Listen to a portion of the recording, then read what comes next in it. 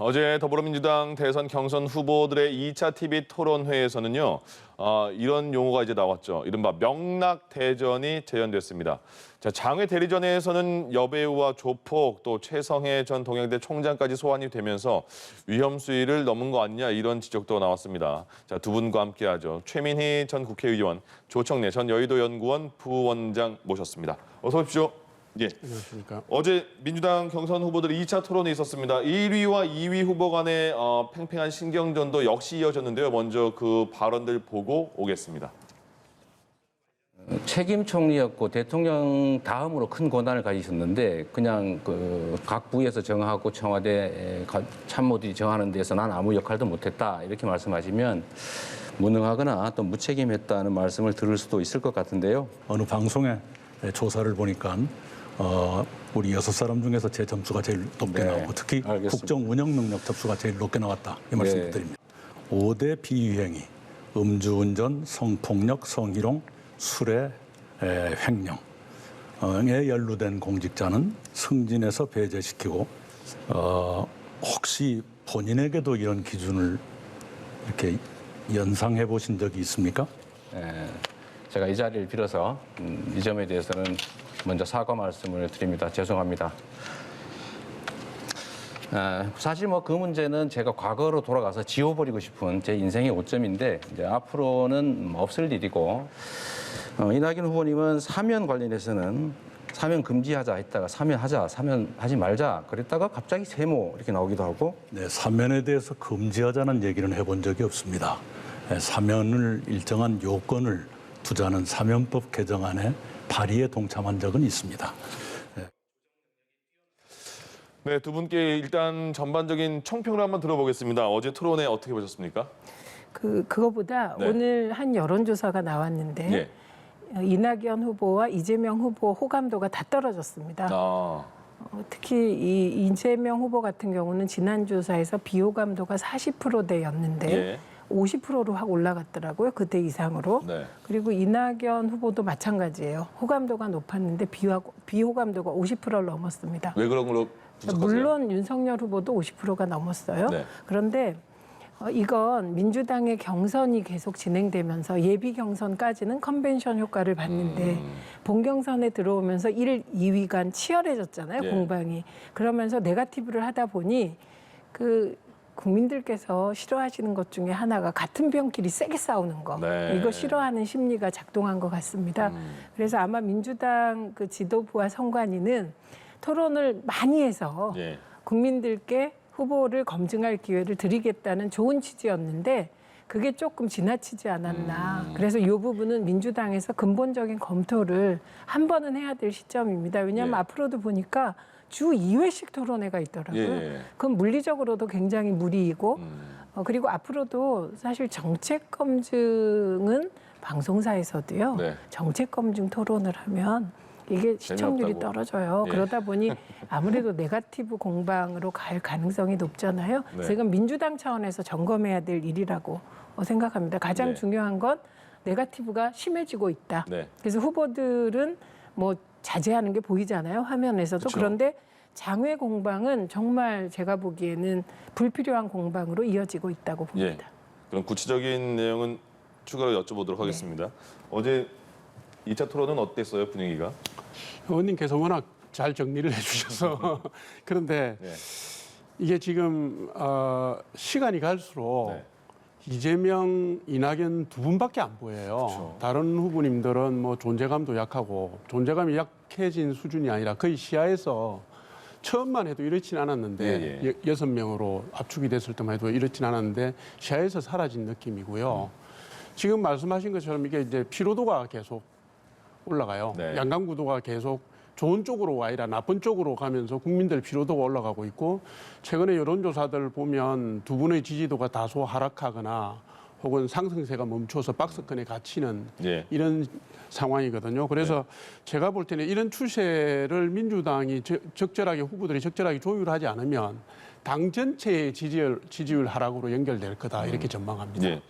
1, 2위 간에 치열하게 뭐 대결도 맞붙는 모습도 있었는데 특히 이낙연 후보에 대한 그 공세도 만만치 않았던 것 같아요. 총리 때 뭐 했느냐, 무능하지 않았느냐 이런 얘기도 나왔고요. 그리고 또 추미애 후보 같은 경우에는 개혁이란 단어를 공약에 찾아볼 수 없다. 부동산 문제 어떻게 했느냐 이런 질문도 있었고 이런 공세는 어떻게 보세요? 어떤 그 뭐 진영이 있어서 같이 연합으로 공격하는 거다 이런 표현도 있더라고요. 분석도요.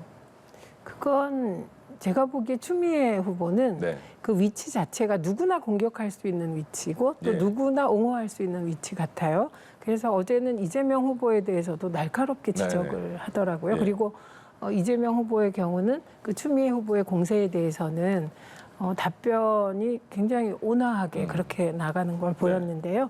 저는 어제 나왔던 이낙연 후보에 대한 그 질문은 충분히 나올 수 있는 것 같습니다. 예.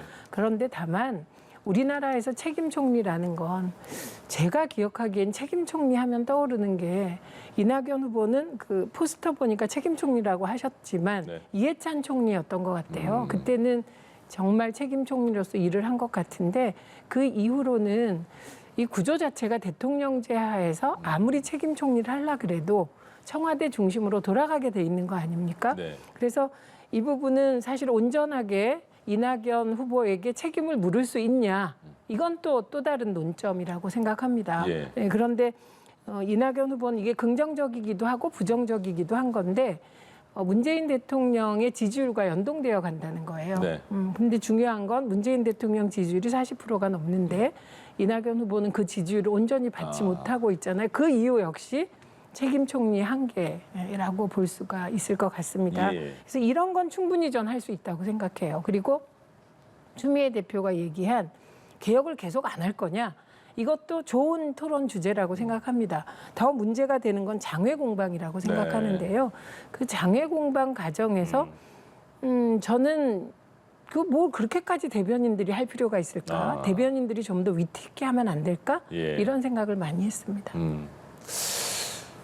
이런저런 장외에서는 정말 좀 세부적인 개인적인 그 뭐 사진까지 나오고 이렇게 했잖아요. 근데 이런 과정에서 너무 이렇게 치열하니까 그럼 검증단을 꾸려보자. 지금 국민의힘은 검증단 꾸리기 위한 작업을 하고 있는 것 같은데 민주당도 지금 꾸려보자 했는데 후보들마다 생각이 좀 다르더라고요. 찬반이 있는 것 같은데 민주당에서 지금 선거 중간에 검증단 꾸리는 거에 대해서는 어떻게 생각하세요? 이게 이제 검정당 꾸리는 것은 사실은 일부 후보가 반대하더라도 네.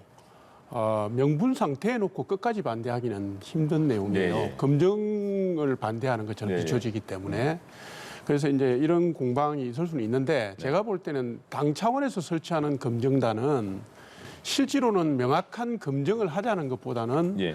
자당의 후보를 보호하는 기제로서 활용하자라는 측면이 더 강해요. 이게 이제 왜 그러냐면 만약에 지금 민주당을 보면 이재명, 이낙연 두 분이 계신데 네. 검증단이 특정 후보 한 사람을만 검증하면 그러면 당장 다른 후보를 돕는다, 편파적이다 이렇게 얘기할 네, 것이고 당 후보 전체를 검증을 하면 당의 그 대선 후보 경쟁력을 떨어뜨린다 이런 비판에 직면하게 돼요. 그래서 제가 볼 때는 결국에는 실효성 있는 대처는 어렵고 예. 후보를 보호하고 예방 주사를 놓거나 특정 이슈에 대해서 김을 빼거나 그런 선제적인 작용을 하는 형태로 예. 꾸려지더라도 그렇게 갈 거다 이렇게 봅니다. 검증단을 만들면 조금 전에 말씀하신 장외 무슨 대변인단의 그런 공격들은 많이 이렇게 정리가 되는 건가요? 어떤 거예요? 그 국민의힘도 검증단을 꾸린다는 거 아닙니까? 네네. 그러니까 검증단을 꾸리기엔 지금 민주당은 시기를 늦었어요? 좀 놓친 거죠. 예. 보통 검증단은 경선 들어가기 전에 꾸려서 사전에 예비적 성격으로 후보들을 1차 거른다 이런 느낌이 많죠. 예. 예, 그리고 나머지는 말씀하신 대로인 것 같습니다. 근데 지금 민주당의 이 검증단 얘기는 제가 보기에도 이재명 후보를 겨냥한 것으로 보입니다. 그래서 추미애 후보가 얘기한 특정 후보를 겨냥한 검증단은 안 된다. 이 얘기가 지금 타당하지 않습니까? 예. 그런데 그렇더라도 이재명 후보는 검증단 설치에 반대해서는 안 되죠. 예. 네, 찬성하는 게 맞고요. 그런데 그 계기가 된 것이 이재명 후보가 음주운전 네. 했다고 하는데 한 번이나 그게 두 번이냐. 2004년입니다. 예, 예. 이게 언론에서 2005년이라고도 보도하고 그런데 그건 기자들이 취재를 좀 더 하셔야 되고요. 2004년에 한 음주운전이 벌금이 150만 원이다. 그래서 이게 재범 아니냐? 이걸 누가 제기했냐? 예. 계속 SNS에서 특정 집단이 제기하니까 그게 경선 테이블에 올라온 겁니다. 네. 이건 정말 곤란하죠. 그리고 사실도 아니었고요. 그리고 이런 게 사실 아님이 밝혀졌을 때 예. 깔끔하게 사과하는 태도를 보였다면 네거티브라도 신사도는 있네? 숙녀도는 있네? 이렇게 됐을 텐데 사과도 안 하고 계속 이걸 대변인들이 논평을 하더라고요. 그런 대변인들은 정말 곤란합니다. 없는 사실은 우리가 지지자들이 검증 아래서 했다. 그런데 예. 확인해 보니 2004년 한 번이었다. 이렇게 하고 끝내면 이렇게 비호감도가 높아지지 않지 않았나 싶습니다. 그리고 또 하나는 최성해 전 총장과 이낙연 후보가 찍은 사진, 네. 그리고 이재명 후보가 또 누구랑 찍었는데 그 사람이 조폭이다 이런 논란도 네네네. 정치인들이요 사진을 무지 많이 찍습니다. 그리고 이낙연 후보가 최성해 전 총장이 사진 찍자는데 당신은 조국 사태에서 이랬기 때문에 안 찍겠어 이럴 수 있습니까? 이건 지지자들은 장외에서 문제 제기할 수 있지만 이게 테이블까지 올라오고 대변인들 입에까지 올라오는 건 저는 민주당이 이건 경선 관리 과정에서 예. 리스크 관리 하셔야 된다고 생각하고 그리고 이재명 후보도 마찬가지죠. 사진 찍자는데 당신 조폭입니까? 예, 예. 그렇죠. 그거 정말 말이 안 됩니다. 네. 그래서 최성해 전 총장과 이낙연 후보가 찍은 사진 그리고 뭐 또 전 그 얼굴 가려진 조폭이라는 예. 분과 이재명 후보가 찍은 사진 그분이 조폭 아니면 정말 이건 대단히 죄송한 일이겠죠. 이런 사진이 대변인들의 논평에 올라오는 건 예. 이거는 모두가 다 다시 돌아봐야 될 거라고 생각합니다. 알겠습니다. 어제 국민의힘에서는 최재형 전 감사원장 대선 출마를 공식으로 선언을 했습니다. 거기서 과연 정치적 중립성에 대한 논란, 왜 대권에 도전하는가에 대한 이유를 들을 수 있을까 많은 기대를 했는데요. 일단 어제 출마 선언 다 보시고 어떤 생각 드셨습니까? 우선 이제 코로나 전국에 맞게 비대면으로 한 것은 괜찮은 모습이었습니다. 네. 그리고 이제 대중 정치인으로서 변모하려고 하는 노력, 전국 진단이라든가 이미지 변신이라든가 이런 네. 부분들도 부분적으로 보였어요. 근데 이제 기자들의 질문에 답하는 과정에서 예. 아직 준비가 안 됐다, 뭐라고 말씀드릴 수 없다 이런 말씀을 하신 것은 솔직한 모습이지만 네. 바람직한 모습은 사실 아닙니다. 그러니까 아마 감사원장을 사퇴하고 거의 한 달 32일 만인가 출마 선언을 하시다 보니까 국정 현안 전반을 챙길 수 있는 시간적 여유가 없었던 것 같은데 이거는 빨리 보완하셔서 제가 볼 때는 뭐 시간이 좀 가면 예. 국민들 요구에 어느 정도 부응하는 모습을 보여주시기를 기대하고요. 예. 네, 지금 말씀하신 그 감사원장 중도 사태에 대한 부분은 네. 사실 냉정하게 말씀드리면 설득력 있는 설명이 없었습니다. 정치적 중립에 대한 부분도 제가 볼 때는 상당히 준비가 부족했고요. 예. 또 그것을 전반적으로 덮을 수 있는 비전이라든가 뭐 정책이라든가 뭐 철학이라든가 이런 부분에 대한 큰 구상도 내놓지는 못했습니다. 네. 다만 이제 이분이 살아오신 이력이 평생 봉사를 하시면서 또 명확한 국가관을 가지고 있는 분이기 때문에 예. 그런 의미에서의 진정성은 국민들에게 충분히 전달됐다 이렇게 예. 평가를 합니다. 어떠세요? 기대만큼 출마 선언문에 담겨 있었습니까? 어떻게 평가하십니까? 우선 이분은 출마 전제가 틀렸어요. 네. 무너져가는 대한민국 모습을 볼 수 없다는데 대한민국이 뭐가 무너집니까 그게 지금? 그 사퇴하고 출마하는 이유였죠. 네, 그게 예. 이유가 됩니까? 지금 대한민국이 뭐가 무너집니까? 무역도 잘 되고 대한민국의 위상은 높아지고 올림픽에 나가서도 우리 선수들이 단지 기량이 아니라 정말 선진국형 체육인의 면모를 보여주고 있지 않습니까? 그리고 국민들이 이렇게 열심히 일하고 대통령이 낮밤 없이 뛰는데 아무리 대통령을 비난하고 싶어도 그렇지 무너지지 않는 대한민국을 무너졌다고 하면 이게 대한민국의 자존감을 떨어뜨리는 발언인데 저런 분이 대통령 나오시면 안 됩니다. 저는 전제부터 틀렸다 이렇게 확실히 말씀드리고요. 예. 그리고 어느 나라에서 감사원장이 정치적 중립성이 가장 보장돼야 되고 또 그걸 지켜야 되는 감사원장이 임기 중에 그것도 원정과 관련된 편파 표적 감사했다고 저는 보는데 그걸 빌미로 사표 내고 대통령 나오는 게 말이 됩니까? 예. 저는 이게 정말 언론에서 냉정하게 생각해 주셔야 되는데 가장 정치적 독립성과 중립성이 보장돼 있고 그걸 지켜야 하는 검찰총장과 감사원장이 예. 임기 중에 둘 다 사퇴하고 나와서 야당으로 가서 대통령에 출마하는 이 현실은 예. 정말 있어서는 안 될 일이 벌어졌다고 생각하고요. 그걸 여실히 보여준 기자회견이었다고 기자회견 생각합니다. 내용은 어떻게 생각하세요? 저 깜짝 놀랐어요. 어떤 대통령 후보가 아직 준비가 덜 됐습니다. 안 나와야죠. 저는 국민의힘에서도 어제 기자회견 보고 이건 정말 아니다 예. 생각한 분들이 계시지 않았을까 싶습니다. 어제 출마 선언할 때 애국가도 직접 부르시고 보니까 그 내용을 보니까 가족 행사할 때도 국민의례하고 애국가 4절까지 부른다는 그런 가풍이 있나 봐요. 그 부친의 그런 영향이 있는 것 같은데 어떻게 보세요? 어제 그 출마 선언 보시고 뭐 공부가 아직 안 된 것 같다, 준비가 안 된 것 같다, 뭐 솔직하긴 합니다만은 전략적이지 못하다 말씀하셨는데 네. 그럼 국민의힘에서 어느 정도 대권 후보자로서 영향력을 보일 수 있는 상황이 될까요? 앞으로? 제가 아무리 우리 당의 후보라 하더라도 네. 짚어야 될 것은 짚어야 된다고 생각하고요. 예.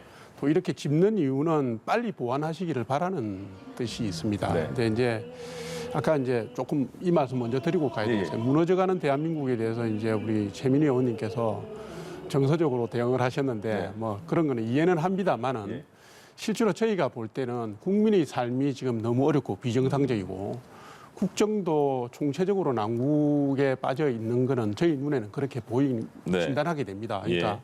그것을 아마 그 상징적으로 표현하시는 과정에서 그렇게 말씀하신 것 같은데 그건 제가 볼 때 그런 지적을 받는 문재인 정권이 좀 성찰하는 자세를 보여야 된다. 이 점을 먼저 말씀드리고 싶고요. 예.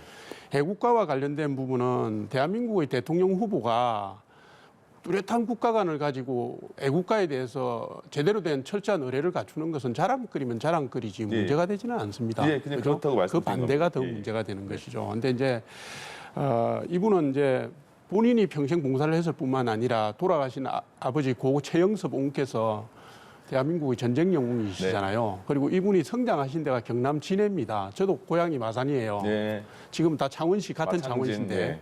진해의 분위기를 어려서부터 보면은 이게 뭐냐면 그 애국적 국가적 그 뚜렷한 국가관과 애국적 자세를 가진 분들을 많이 봅니다. 네. 거기가 군항이기도 하고 또 우리나라의 해군 기지이기도 해서 네. 아마 어려서부터 이분이 그런 게 몸에 배이신 것 같아요. 그래서 아마 그런 국가관은 지도자로서 행보를 하시는데 큰 도움이 될 거다. 저는 이렇게 진단을 합니다. 처음에 지적하시고 나서 진에 이렇게 고향 나오니까 미소가 딱 생기시네요.